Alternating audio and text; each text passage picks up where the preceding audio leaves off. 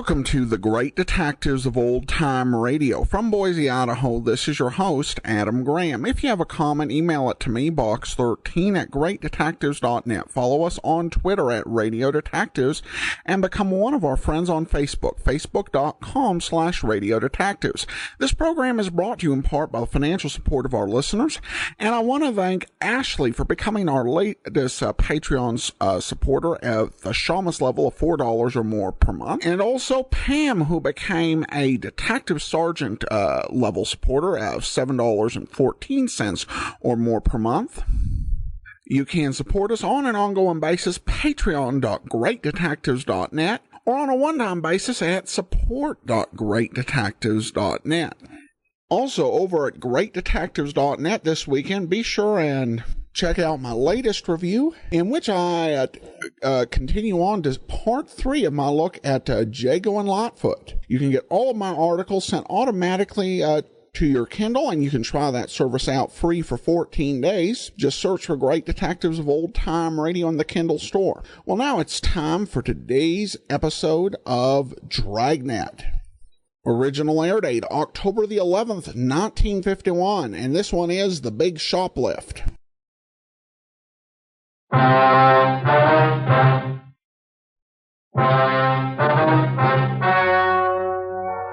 The story you are about to hear is true. The names have been changed to protect the innocent. Fatima Cigarettes, best of all king-size cigarettes, brings you Dragnet.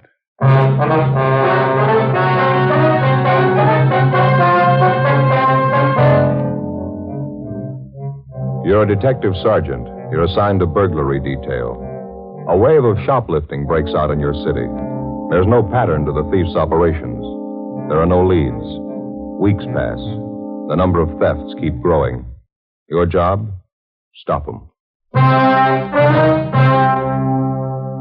In Fatima, the difference is quality. Confirmed by smokers coast to coast. In Fatima, the difference is quality. Confirmed by latest Fatima sales reports. Yes, Fatima quality. The finest domestic and Turkish tobaccos superbly blended to make Fatima extra mild, to give you a much different, much better flavor and aroma. So compare Fatima. See for yourself why thousands and thousands of king-size cigarette smokers are switching to Fatima every day. Enjoy all the advantages of extra length plus Fatima quality, which no other king-size cigarette has. Remember, Fatimas cost the same as the cigarette you're now smoking. But in Fatima, the difference is quality. Next time, buy Fatima. Best of all, king-size cigarettes.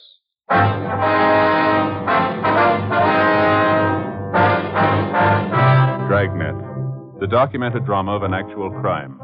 For the next 30 minutes, in cooperation with the Los Angeles Police Department, you will travel step by step on the side of the law through an actual case transcribed from official police files. From beginning to end, from crime to punishment, Dragnet is the story of your police force in action.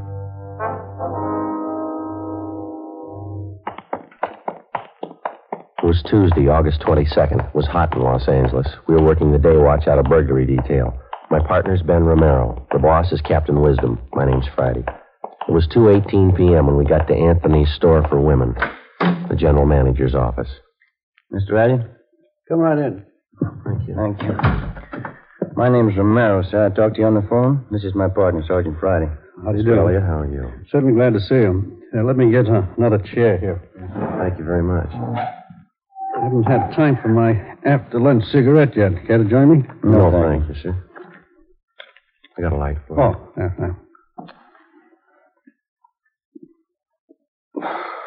Well, I guess you know what the problem is. No need for me to go all the way back and start from the beginning. I didn't get it quite clear on the phone, Mr. Elliot. When did this last thing come up? Well, the way we have figured out, it must have happened around closing time yesterday, between 5:30, we figured. The store was pretty crowded at that time, was it? Yeah, it's pretty busy. We had a special pre-winter showing in the fur department. No one noticed it was gone until after we'd closed up. Uh-huh. Can you give us a description of the piece of merchandise, Mr. Elliot? Yes, yeah. You got it right. Complete description, you see. Silver blooming stove, satin lining, 2 slash pockets, silver chain fastener, complete description of it for you. Yes, I see. Thank you. These are the code numbers and the serial numbers on it, is that right? That's right. The whole thing's getting way out of hand, Sergeant. We've had a lot of things lifted from the store the last few weeks, but nothing this big. If this keeps up, I don't see how we're going to get our insurance renewed. I guess your store detectives are working on this latest one, the missing fur. Yes, but it's the same as all the recent cases we've had. They haven't been able to find a thing. All the personnel have been checked, all the people who were around the department when the fur was stolen. I mean, those it was possible to check on. As far as we know, they're all clear. Uh-huh. What were the circumstances of this thing, Mr. Elliott? I mean, was this mink stole on a display rack? Did one of the models have it on? Exactly how was it? Well, it was modeled, yes. After it was shown to several parties, it was put back in stock. We have a special rack for the stoles, regular enclosed cabinets, sliding doors on it. Cabinets usually open during store hours. I see. There was a store detective in the department at the time. All those salespeople were standing around. I can't understand why one of them didn't see it happen. Mm-hmm. Mr. Elliott, you say this is the first time an expensive item like this has been lifted from your store? That's right. Now, about the personnel, Mr. Elliott, you say there's been a check made on each one of them since this thing started? Yes, sir, that's correct. And there's no reason to be suspicious at all of any one of your people? Well, as a matter of fact, there is one, Sergeant. Sales girl. She was up in 5 in the Suite 16 shop. Then she was moved down to cosmetics on the street floor. What is it that makes you suspicious for her? Well, before I say anything, I want to make it perfectly clear to you. We've never had any real proof that there was something wrong there. Dorothy started with us 8 years ago. That's the girl's name, Dorothy Kirkman. Mm-hmm. She came to us right out of high school. She seemed to be doing all right, got along with the customers, dressed neatly, always on time. And all of a sudden, this shoplifting started. We didn't think there was any connection at first. Thought it was only coincidence. How do you mean, sir? Well, just for instance, wait a minute. I'll get the file on that right here on the desk. I see. Yeah. Here it is. Out of the first 14 items that disappeared, 6 of them were out of Dorothy Kirkman's department, right out of her section. Cashmere sweaters, expensive blouses, scarves. As I say, at first we wrote it off to coincidence, but it kept recurring. Her section almost seemed to be the focal point of all the shoplifting. That was at the beginning, of course. Did you have the Kirkman girl watched, Mr. Elliott? Yes, we did. The department head kept an eye on her, and, well, I guess Dorothy noticed it. She resented it quite a bit, had a little spat with the head of the department. We thought it'd be best for everyone if she transferred. So we had her moved downstairs to cosmetics. Mm-hmm. How did that arrangement work out? Well, for the first few weeks, fine. And we started missing things out of cosmetics. A lot of it didn't amount to too much. A lot of it did. Makeup kits, expensive perfumes. This time we called her in, tried to talk to her about it in a nice way. She got very resentful. Mm-hmm. She denied knowing anything about it, is that it? Yeah, she got very upset. Of course, there is one thing I will say. The items in cosmetics are on display all over the counters. Fell easy for anybody to pick them up. The fact still remains the stealing began in her department upstairs. She moves over to cosmetics, and all of a sudden the losses increase there. What would you figure? Yes, sir. I see what you mean. Wonder if you could have somebody point out this Dorothy Kirkman for us, Mr. Elliott. I think maybe we better have a talk with her. I'd like to help you, Sergeant. I'm afraid that's not possible. Oh? How do you mean? She quit last Saturday. We got all the information available on Dorothy Kirkman from the store's personnel files, and then we called the office and gave them a description of the stolen fur. We asked them to check the Kirkman girl through R&I. She had no previous criminal record. Before we left the store, we went to the fur department, talked to all the salespeople concerned, but we were unable to come up with anything new regarding the theft of the silver blue mink stole. We drove out to Dorothy Kirkman's last known address. She wasn't at home, but her mother was. The mother told us that the day before, her daughter had started on a new job as a salesgirl at the House of Raymond, an exclusive shop specializing in all types of cosmetics. We checked the phone book and found that the House of Raymond was located in the same 10-block stretch along Wilshire Boulevard where the shoplifting campaign was going on. It was one of the few places along there that the thieves hadn't bothered. It was 3 blocks from Anthony's store for women, the Kirkman girl's former place of employment. 4:05 p.m. We located her behind one of the front counters. Across the aisle, 6 women were listening to a makeup demonstrator giving a talk on complexion care. Dorothy Kirkman seemed pleasant and cooperative. No, I don't mind telling you. I got sick and tired of being called a thief. That's why I quit Anthony's. A little of that goes a long way. You started work here at Raymond's yesterday, Miss Kirkland, is that right? Yes, that's right. I think I'm going to like it a lot better than Anthony's. Mm-hmm. While you were working there at Anthony's, ma'am, I suppose you'd heard that quite a bit of shoplifting was going on. Yes, I knew about it. Guess every girl in the store knew it. They had a big personnel meeting about it. You have any suspicions of your own, Miss Kirkman? How do you mean that? Well, I mean, was there anyone in particular that you might have been a little suspicious of? Maybe one of the customers? No. I've waited on some real weird ones, but I didn't see any of them ever try to walk out with anything. Mm-hmm. All I knew was what Mr. Elliott told us at that meeting. Well, this might be an embarrassing question for you, miss, and we'd appreciate an honest answer. Yes? What about the sales girls you worked with? Did any of them ever give you cause to be suspicious? You mean, do I think any of them were doing the stealing? No. There were some of them I didn't like. I didn't trust them either. But I wouldn't accuse them of stealing. I wouldn't accuse anybody unless I had proof. That's more than I can say for some people I know. Well, by any chance, did you happen to be in Anthony's this past Monday? Monday? No, why do you ask? When you were working on the 5th floor up the street at Anthony's, we understand that when the merchandise first started disappearing, a pretty good percentage of it was out of your section. That's what they told me, yes. And then when you were transferred downstairs to the cosmetics counter, quite a few things started disappearing from there. Now, we'd like an honest answer, Miss Kirkman. Do you have any explanation at all for this? I'll tell you the same thing I told them at the store, Sergeant. I can't explain it. But I didn't have anything to do with it, believe me. Well, you'll have to admit, miss, it's pretty much of a coincidence, isn't it? Sergeant, you can call it anything you want to. I didn't have anything to do with it. The only thing I ever took home from that store was my paycheck. Would you excuse me, please? Customer I have to wait on. Yes, ma'am. Go right ahead. Huh? What do you think? I don't know. She's a nice enough girl. Seems to be telling the truth. Could be a coincidence, the way it worked out. Nothing to prove otherwise.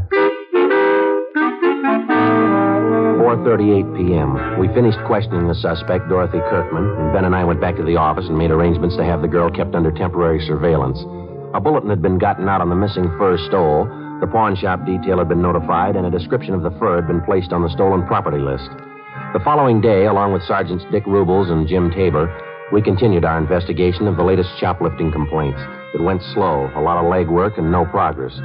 Like the dozens of other items of merchandise which had vanished in the last 8 weeks, there wasn't a trace of the missing fur stole. More men were added to the special detail on duty in the 10-block area where the stealing was going on. Anybody in the city who'd ever served time for shoplifting was checked and rechecked. Constant surveillance was maintained over a half a dozen known thieves who we figured might be involved. It got us nothing. Wednesday, August 23rd, 5:30 p.m. No leads, no progress. We went back to the office. Sure hope I get home before 6 o'clock tonight. I want to see that shoe repairman out in our neighborhood. Well, what's the matter? You need some half-soles? No. I went in his shop the other day and he conned me into a new set of arch supports. Matter of fact, he didn't even call them arch supports. What did he say they were? Metatarsal supports. You know, supports from metatarsal? Yeah. That's one of the bones in the foot. He sold me a pair of these things and told me I should wear only one of them in my right shoe. Yeah, what's the matter with that? Isn't it working out? Miserable. Feel like I've been walking around with one foot in a bucket.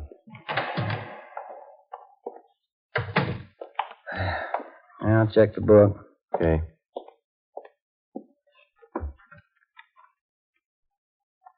Anything? Yeah, sure is, from Robles. What do you got? That mink fur. It's been found. 2 hours before, at approximately 3:30 p.m. in the main depot of the Santa Fe bus lines, a 38-year-old housewife, a Mrs. Harriet Briggs, noticed an unclaimed parcel lying on one of the benches in the depot waiting room. When it became apparent to Mrs. Briggs that the parcel was either lost or forgotten, she picked it up and took it to the clerk in charge of lost and found articles. In checking the package for some kind of identification, they discovered the silver blue mink stole inside. The car was dispatched to pick up the fur, and it was identified as the garment taken from Anthony's fur salon. Mrs. Briggs volunteered to come along to the office to give what information she could. A stakeout was placed at the bus depot in case anybody called for the package. 5:50 p.m. We interviewed Mrs. Briggs in the squad room. That's right, officer. It was just a little before 3:30. I was in the bus depot there waiting for my husband. That's when I first noticed this package lying on the bench just across from me. I see. Where'd you go on, please, Miss Briggs? I didn't think anything of it at first. I went on reading the afternoon paper, but no one came for the package. It was just lying there. Was there a long time. Well, how long would you say, ma'am? I mean, before you picked it up and took it to the lost and found clerk? Oh, I'd say 20 minutes, half an hour. That much at least. I left it with the young man at the counter there, and I told him I'd be back to see if anyone claimed it. Well, when I did get back, that's after I had dinner with my husband, Carl, we found out what was in the package. It's certainly strange. Don't you think, officer? Yes, ma'am. Did you happen to notice at all who it was that left the package there?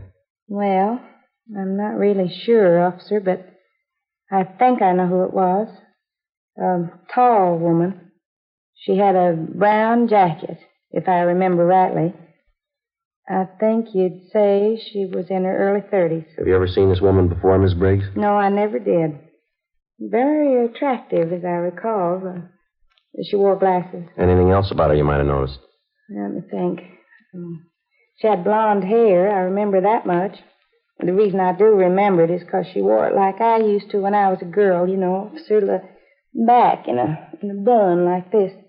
And you're pretty sure that this woman you described is the one who left the package there? If I remember rightly, she's the only one that sat across from me. Guess it must be her. If it wasn't her, I don't know who else it could have been. All right, Miss Briggs, thank you very much. We appreciate it. That beautiful fur. I know that woman must be just sick about losing it. Certainly hope you find her, officer. Yes, ma'am. So do we. We had the stats office make a run for us on all females with shoplifting records who fitted the description of the woman who'd left the mink stole in the waiting room at the bus depot. The following morning, we checked with the men on stakeout at the depot. They told us nobody had come back to report losing such a parcel.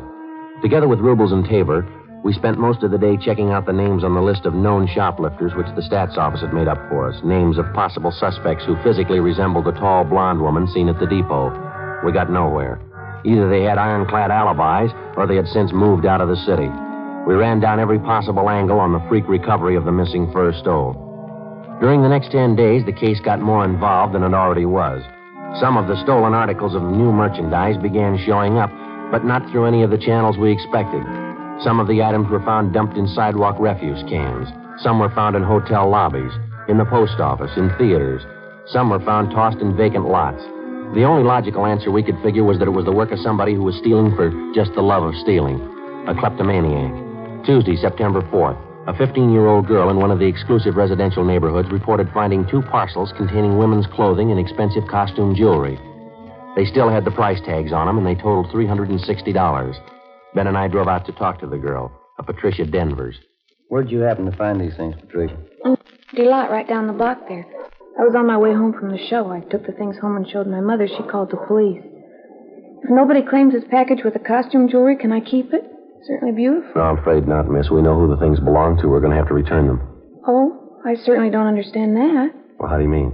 Well, as far as I could see, she threw the things away. I thought she didn't want them. What do you mean? Who didn't want them? Well, the lady who threw them in the empty lot. You saw who it was that threw the packages in that lot, did you? Yes, I was on my way home from the show, just like I told you. I could see this lady walking up ahead of me. She was about a block away, I guess. When she went by the lot, I saw her take these packages from under her arm and toss them in the grass. She wouldn't do that if she wanted them, would she? Did you get a good look at this woman? You have any idea what she looks like? She's a good-looking woman. Tall. She has beautiful blonde hair. Her husband's a doctor. And you know who she is? You've seen her before? Well, I don't know her to talk to. I just see her around the neighborhood. Does she live around here? Do you know that? Yeah, right next door to my girlfriend.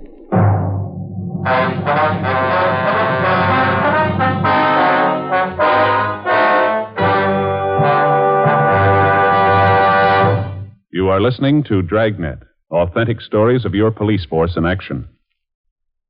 If you smoke king-size cigarettes, listen to Fatima's amazing new offer. Buy a pack of Fatimas. Enjoy their extra mildness and superbly blended tobaccos. If you don't like Fatima's better than the king-size cigarette you are now smoking, return the pack with the unused Fatimas, and we'll give you your money back plus postage. We make this amazing offer because we believe Fatima is the best of all king-size cigarettes. Smokers all over the country are confirming this every day. Here is the latest state-by-state report. State 1. Fatima sales up 69%. 2. Sales up 118%. 3. Sales up 92%. 4. Sales up 142%. And those are just a few. Remember, if you're not convinced Fatima is better than your present king-size cigarette, just return the pack with the unsmoked Fatimas before December 1st and get your money back plus postage. Fatima, Box 37, New York 1. Buy Fatima. Best of all, king-size cigarettes.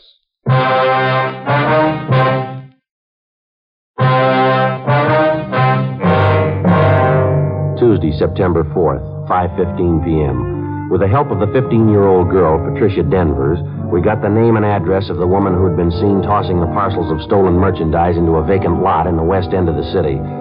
The woman was identified as a Mrs. Virginia Sterling, the wife of a Dr. Bruce Sterling, a fairly prominent young surgeon with offices in Beverly Hills.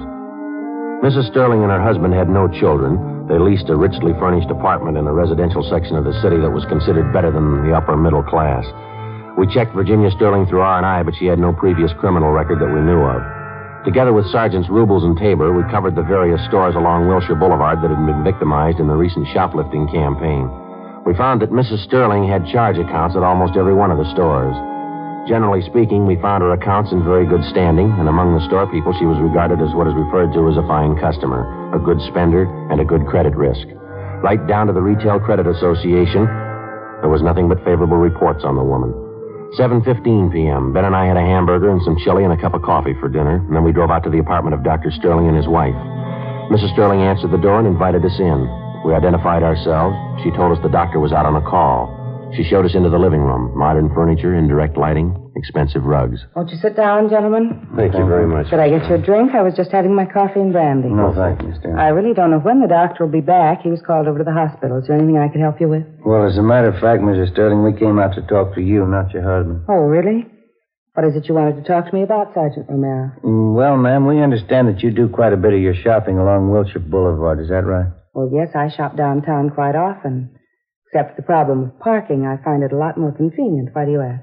Miss Sterling, do you do much of your shopping at Anthony's? I believe that's out in the Wilshire district. Yes, I do. For my sports clothes, especially. They have a very good selection. Mm-hmm. Would you remember if you were in Anthony's on the 22nd of last month? I believe that was a Tuesday. On a Tuesday.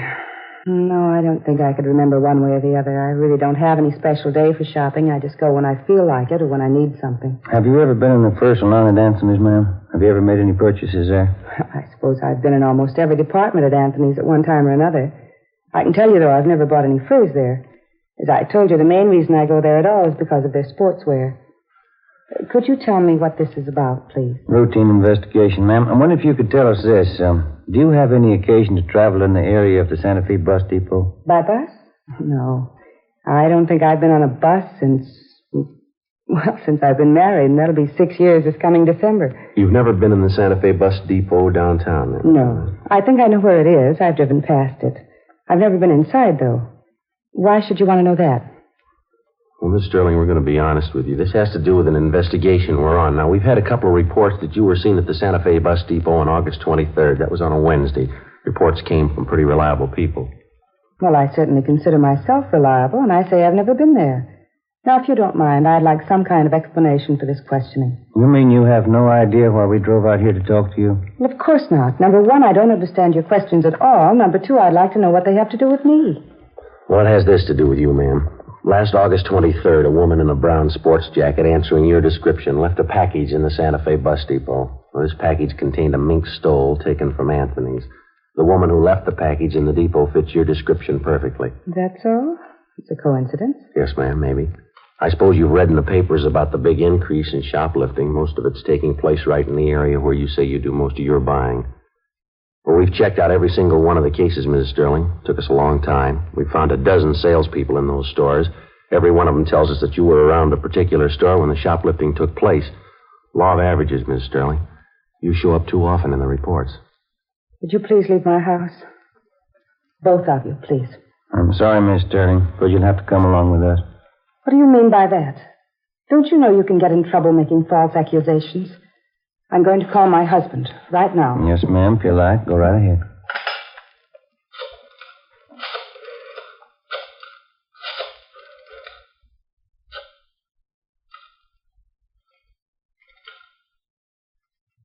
Sergeant. Yes, ma'am. What is it? What do you want to know? You can tell me. I think you know already. What do you want? Tell me, please. We've got your story, ma'am. Right up to this afternoon. You went shopping today. You stole things as usual. When you tried to get rid of them, you were seen right in this neighborhood. The vacant lot down in the next corner. You threw them away there. Somebody saw you. They didn't know it was me. Yes, ma'am. They knew it was you. Yes. How can I make them understand? Do you know? No, ma'am. Horrible. Shame. I couldn't tell my husband. I couldn't tell Bruce. I couldn't. Oh, never mind.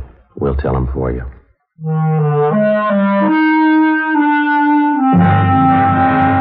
9:35 p.m. We got in the car and drove Mrs. Sterling downtown to the city hall. We took her to the interrogation room, called a police stenographer, and we began to take her complete statement.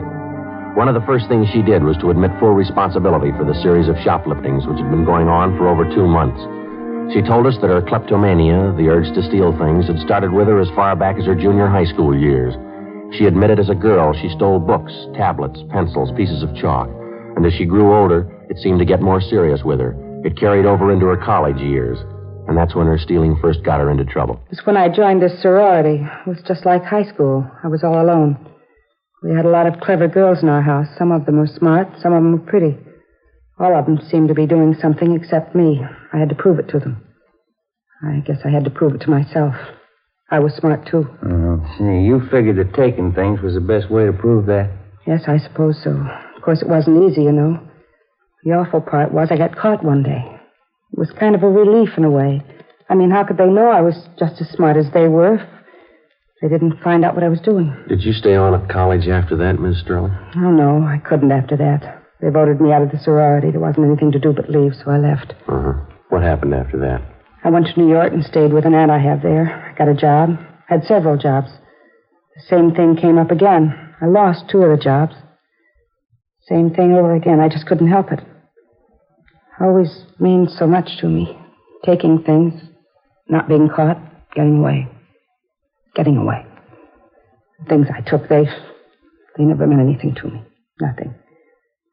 Just taking them, not having anyone knowing. That's all that was important.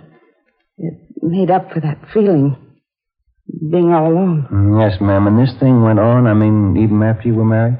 No, not at first. I guess maybe a year or 2. We were very happy, Bruce and I. And then he got busy, came out here and began to build his practice. I didn't see as much of him. We both wanted children. We wanted them very much. There weren't any. Bruce began to spend more time away from home. Just like before. Same thing. I wasn't important. I was all alone again. Wasn't anybody. You know what I mean, don't you, Sergeant? Yes, ma'am. There ought to be an answer someplace. There isn't anything worse than being alone. Is there? I get it. Interrogation room Friday. Yeah, Dick. Mm-hmm. He is on his way now? Yeah, right. Yeah, thank you. Dr. Sterling just called. Said he was on his way in. He ought to be here in a couple of minutes. I don't want to see Bruce. He's so good. I wouldn't know how to tell him. Don't worry, ma'am. He'll be all right. No. I'm alone. He's alone. It'll never be all right anymore. Well, he's on his way in now, and he wants to see you. What can I tell him? What's it going to be like? What's going to happen after this? I don't know, ma'am, but you won't be alone anymore.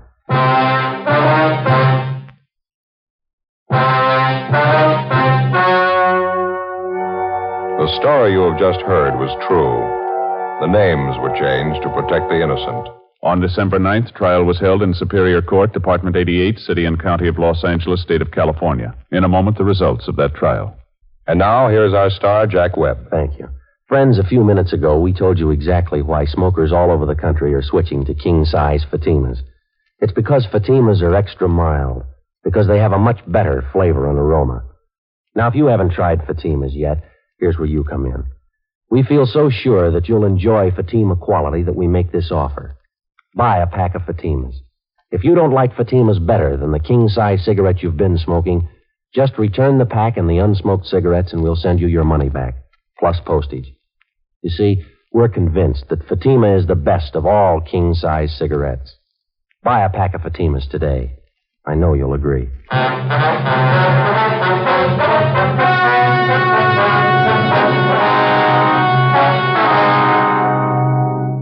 Mrs. Virginia Sterling was tried and convicted on several counts of grand theft and received a sentence as prescribed by law, the terms to run concurrently. Grand theft is punishable by imprisonment for not less than 1 or more than 10 years.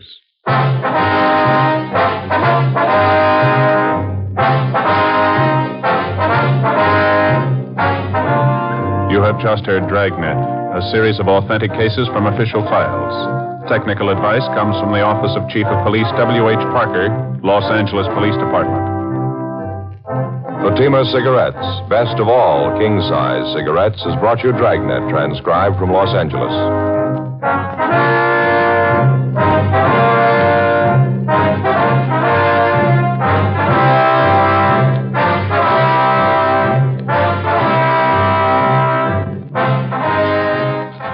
Stay tuned for Counter Spy, next on NBC.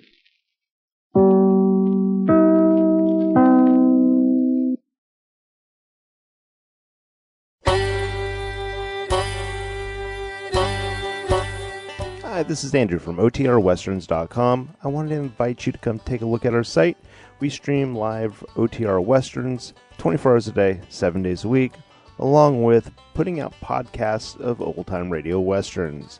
Check us out at OTRWesterns.com. You're listening to The Great Detectives of Old Time Radio with Adam Graham. Now let's get back into the show.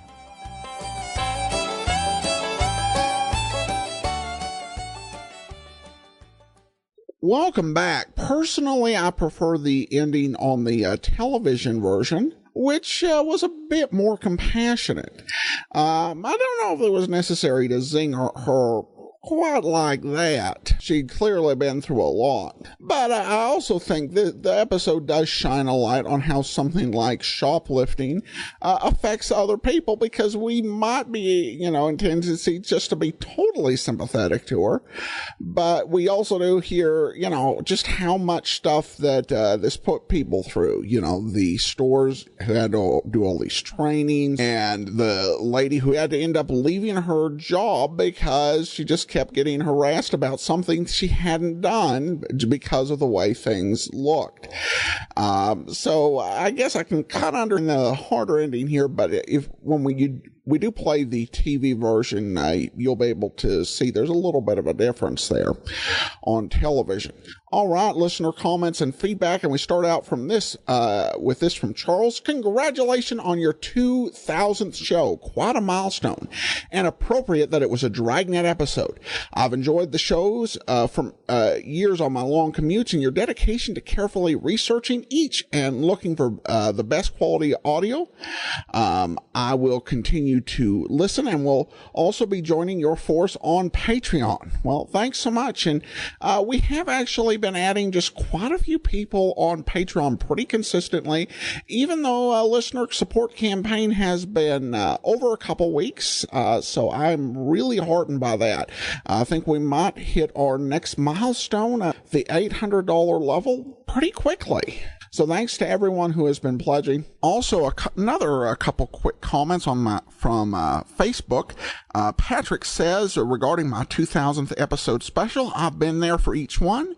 And Margaret says, love Adam and his podcast. Well, thank you so much. I appreciate your kind words. And that will do it for today. Join us back here on Monday for Michael Shane. Next Saturday, we'll be back for Dragnet. In the meanwhile, send your comments to box13 at greatdetectives.net. Follow us on Twitter at Radio Detectives, and become